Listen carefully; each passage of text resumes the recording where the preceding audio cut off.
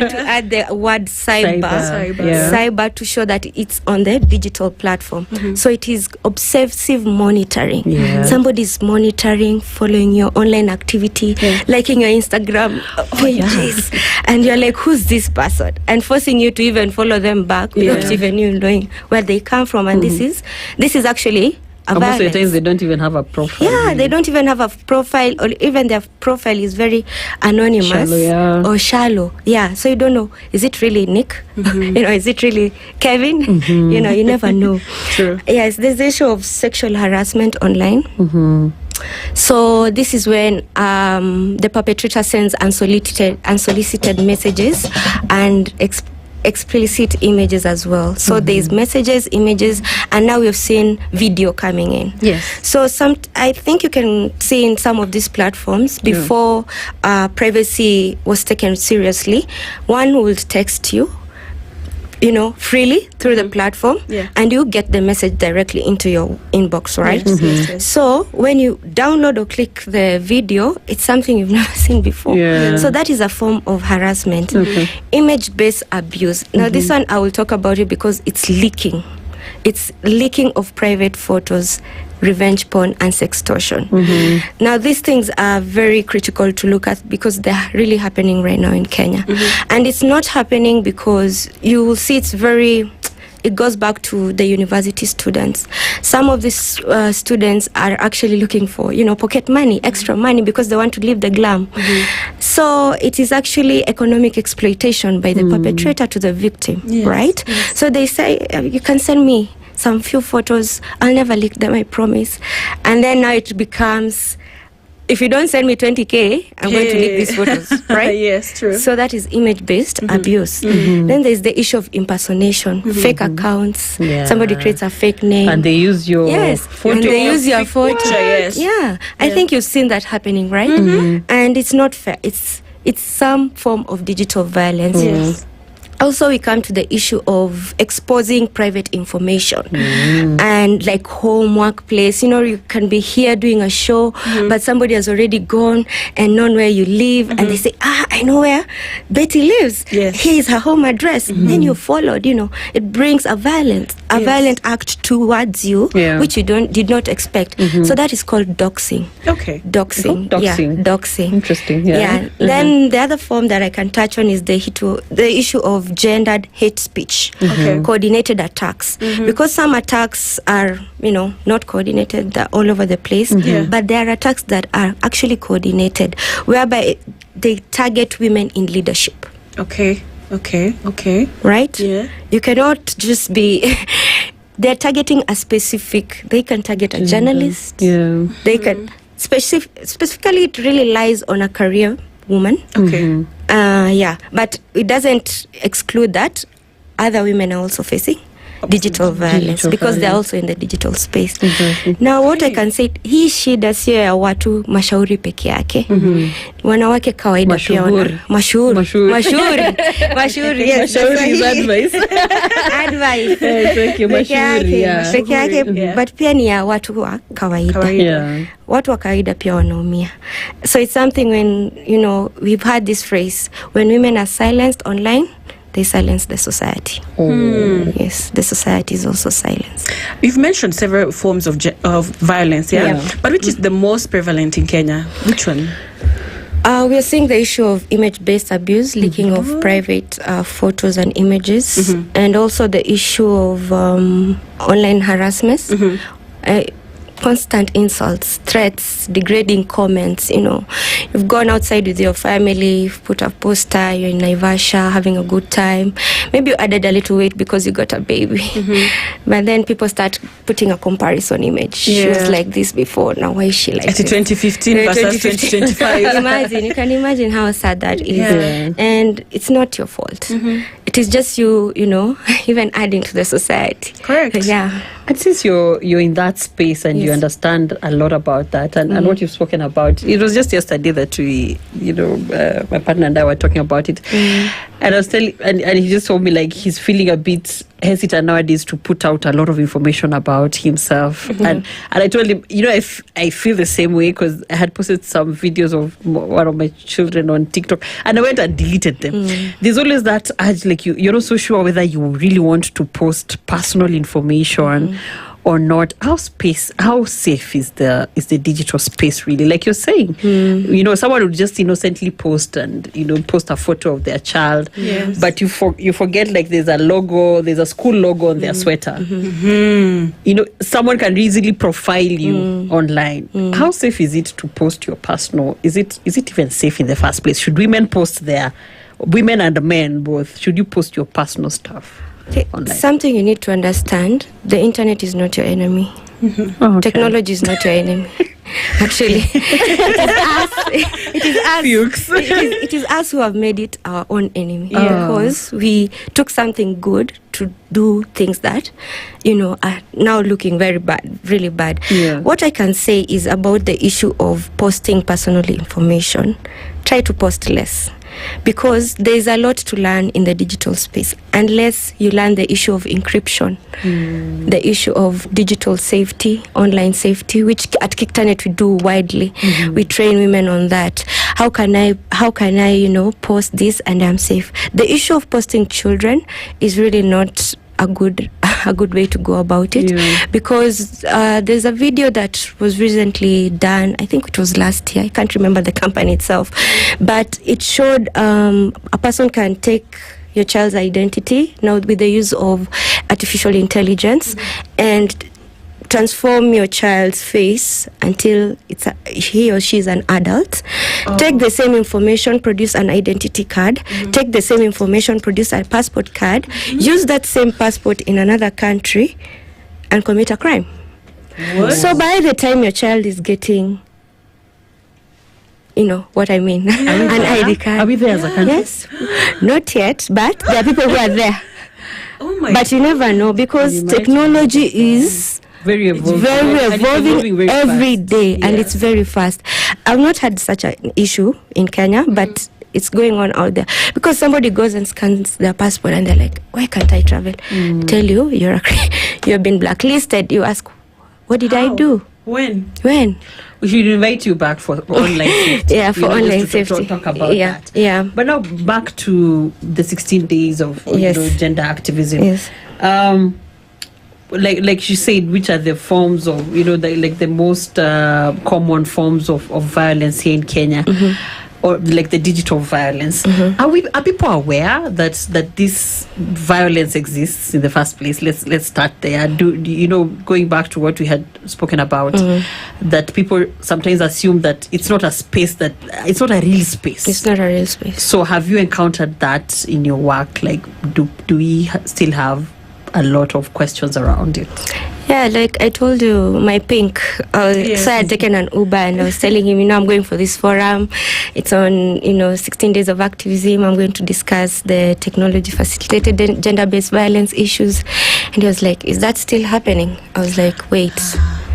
So I started a lecture before I even went to the forum. I had to properly. I couldn't leave him like that.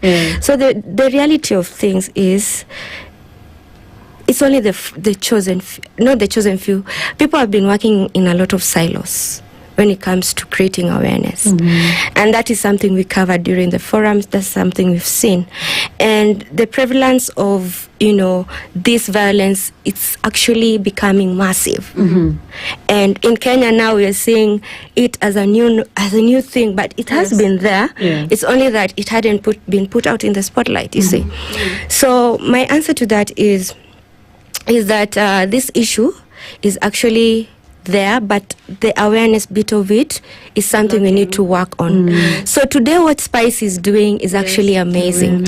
You guys are creating a lot of awareness, and with your reach, women can now understand, my image was shared. That is image abuse, violence.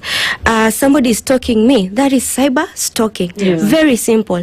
Somebody has shared my personal information, my address. That is doxing. Like kusalimiana. That's what's going on X and posting people. That is coordinated numbers, coordinated for attacks. numbers. Yes. really coordinated attacks on women, especially politicians. So you saw that. We saw that. Yeah, it was there. It was there. So I don't know, we don't have much time, but I want us to talk about the legal and policy landscape when it comes to all this, you know. So where are the gaps in policy enforcement or even awareness? How effective is Kenya's current law, such as there was the controversial Computer Misuse and Cybercrimes Act. How is it effective in addressing this violence that is on digital? Are survivors able to access justice when they report this online abuse? Like last week we were talking about GBV and women being beaten, and there was literally a story of a policewoman who could not even report her own GBV that was happening at home to the OCS. So how are we getting justice? The victims, are they okay? What are the biggest gaps here? So you've mentioned a very big topic on policy and law. Now, when it comes to policies, the policies are there. But now the exposure towards people accessing these policies, do they even know they exist? The laws are there. But now the laws have gaps as well. Because what happens in the Computer Misuse and Cybercrimes Act, it explains the law, yes, but now it doesn't really explain if you do this, what happens to this. It is not really clear if maybe I am cyber stalked, this perpetrator will be done this and this. So those are the things even as Kiktanet we've been trying to look into, working with government, working with multi-stakeholders from different forums to engage and come together and ask where do we even draw the line when it comes to these forms of violence. So the laws are there, and there are different avenues and different ways to get justice. Because in the forum also I was like, is there a policeman here? And they were like, no. And I'm like, okay, so you depend on a policeman to go and report to him a case, and he does not understand, and he does not understand how it works. So there's a lot of capacity building that needs to happen across all sectors, cross-border sectors. And I can mention a project that we did with the British High Commission on strengthening digital communities, and especially grassroots.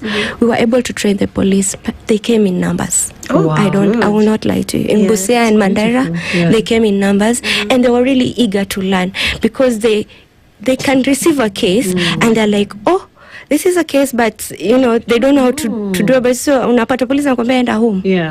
It's not in there. And I'm really loving that we are headed there as a country. I think it was just like 2 or so weeks ago that the judiciary was also getting trained on cybercrime. That is really, really good. Because we need it as a country as it is. If you're already there, I mean, why not just have all the necessary all the asasi, tunazita asasi zote in Swahili. Like, why not have all the sectors trained on it? But and I'm glad you mentioned the lawyers, because we've done a report, and also we've produced something we call lexicons. So these are just words and phrases within a language, and we've done it in Ateso, Somali, Luya, Agikuyu, Luo, and Swahili. Just addressing these violences that are happening online. Because even how we text nowadays online, we don't text in pure English in Kenya, right? No, we don't. So even the algorithm of the platform cannot pick it up as a violence unless you report it. And that's why you see prevalence in repetition of violences, because we do not understand, the algorithm does not understand. So at Kiktanet, what we've been able to do, we have an OGBV tracker that is tracking these cases online anonymously, and people can access it through our platform. We also have a Swahili tip line. If given the chance, I can share the number during my closing remarks. So maybe before we get to the tail end, how does digital violence now spill over to physical danger? How would someone know, this is now going to get physical, like away from the online space? So we did a research in 2023 called Unmasking Trolls Online at Kiktanet, and we saw that what happens online goes offline, and what happens offline goes online. Because a simple example, you meet someone in town, gives you their number, you like each other, and then you share your photos, or he leaks them. That is something physical that went online. Then online, you go on these dating apps, you tell them, oh, we need to meet. That is physical. So it's online going to physical. So it is very simple. It's not really a complex issue. And we saw that the perpetrators are not far from you. They are your family members, relatives, friends, people who know your norms. They're not far. Because what I don't know is I will not attack. Correct. Yeah? I can attack only what I know. Only what you know. What I know. Yeah. And I've been fed with. So it means that data is the new oil. Data is the new oil. Yeah. Your data is the new oil. So you should really be careful of even how you post, what you post online. It's a matter of you taking responsibility. So responsibility starts with me and starts with you. Yeah. What are some of the psychological effects that that victims of digital violence face? Psychological, economic. What are the effects really of digital violence? So apart from physical violence that we've addressed here, there's the issue of mental health, it's called vicarious psychology, whereby the victim now goes into depression after being cyberbullied, and especially if you're a prominent person, you're a mother, and then you go home and then your husband is like, what is that, what are you even talking about? I don't understand. Can you just even go and wash the dishes? The children are crying. The society is looking up to you, but you yourself, you're already broken. That becomes mental. Some women even become suicidal because they do not know how to address these issues. But now, with the internet and now us identifying these issues, we even train on psychological and mental health awareness. So it is important. Financial, I've talked about the economic extortion that is happening, sexual extortion of women. Even some women fall in love and they do send money. It's true. How many have sent money? I'm talking about it earlier. Smart how women are lured. So that is economic. You send someone money and then at the end of the day, it doesn't work. Neema, I'm going to give you literally have 50 seconds to tell us where to find you, because our time is over, but at least our followers can follow this conversation elsewhere. And so, Kickternet, of course, is doing about it. All right. So basically, you can find us at our website, Kickternet. And what we're doing about it is we are looking into the digital spaces, and we have stepped our foot down and said digital violence is real violence.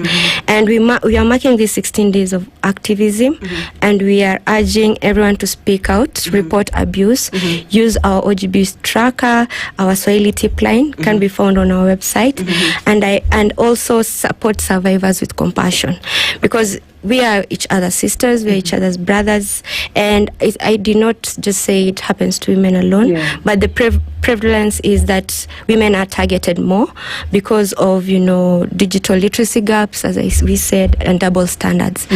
So it's just a call to action for us to do. Absolutely. Swahili tip line. The Swahili tip line. Okay, I will share it with you, and then we can do it. All right. Check out the post on our social media pages so that you follow this conversation. This has been the masterclass of SpiceFM. Stay tuned.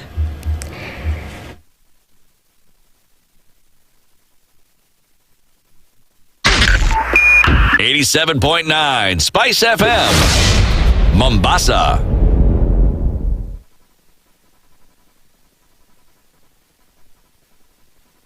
More of the classics and the hits you love. Promiscuous girl, wherever you are, I'm on.